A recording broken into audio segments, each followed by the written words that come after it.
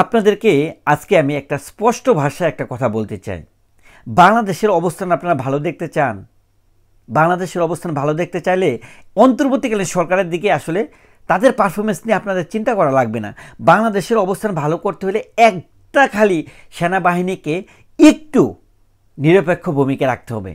তারা যদি বিন্দুমাত্র যদি তাদের টেন্ডেন্সি থাকে যে নিরপেক্ষতা, নিউট্রাল হয়ে তারা বাংলাদেশের অবস্থানটাকে গ্রহণ করবে, অ্যাকসেপ্ট করবে, এবং যে তারা যে পাওয়ারটা পেয়েছে, ম্যাজিস্ট্রেসি পাওয়ার অথবা পাওয়ারের দরকার নাই, তারা যে অবস্থানটাতে আছে দেশের দায়িত্ব গ্রহণ করে দায়িত্বটা যখন অন্তর্বর্তীকালীন সরকারকে তারা বর্তালো, তখনই তারা কিন্তু অন্তর্বর্তীকালীন সরকারের মাথার উপরে বসে আছে।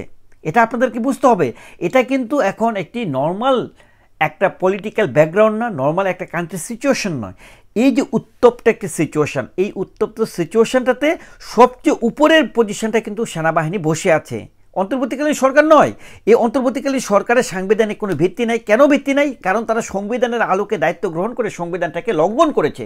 সো আপনারা বলতে পারবেন না যে তারা সংবিধানকে সম্মান করেনি এবং তারা বাংলাদেশের প্রপারলি তারা একটা পজিশন দখল করে রয়েছে। এটা কখনোই হয় না। আপনি যখন কনস্টিটিউশন মানবেন না তখন আপনার বৈধতা থাকবে না।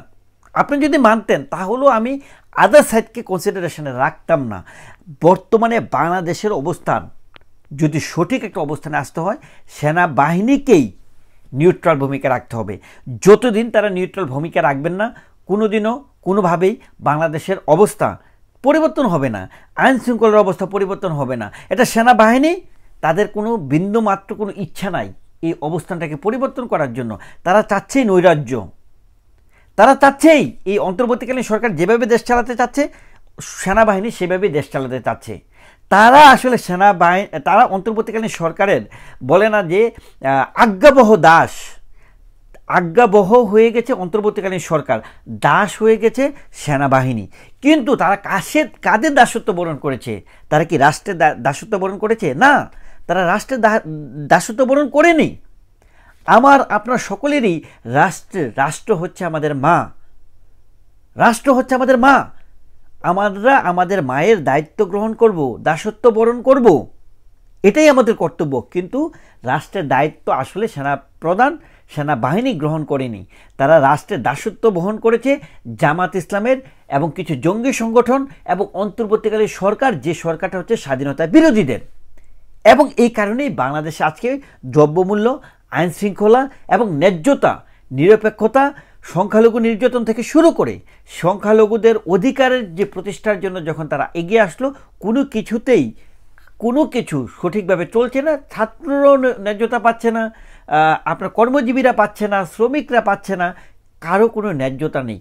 কারণ বাংলাদেশে একটাই এখন পলিটিক্স হচ্ছে ভবিষ্যতে কিভাবে জামাত ইসলাম, হিজবুত তাহরির, মৌলবাদ, জিহাদিদেরকে এস্টাবলিশ করা যায়। এবং এই জিনিসটাকে একদম 100% ভাবে অন্তর্বর্তীকালীন সরকার যেভাবে চালাতে চাচ্ছে, সেনাবাহিনী সেভাবেই চলছে। মানে যে গতিতে, যে ফোয়ারায় অন্তর্বর্তীকালীন সরকার চলছে, সেই ফোয়ারায় সেনাপ্রধান ওয়াকারুজ্জামান এবং সেনাবাহিনী চলছে। তাহলে বাংলাদেশের প্রেক্ষাপট কখনোই পরিবর্তন হবে আপনি যদি আশা করেন, সেটা ভুল। একমাত্র সেনাবাহিনীর অবস্থান পরিবর্তন ছাড়া সম্ভব নয়।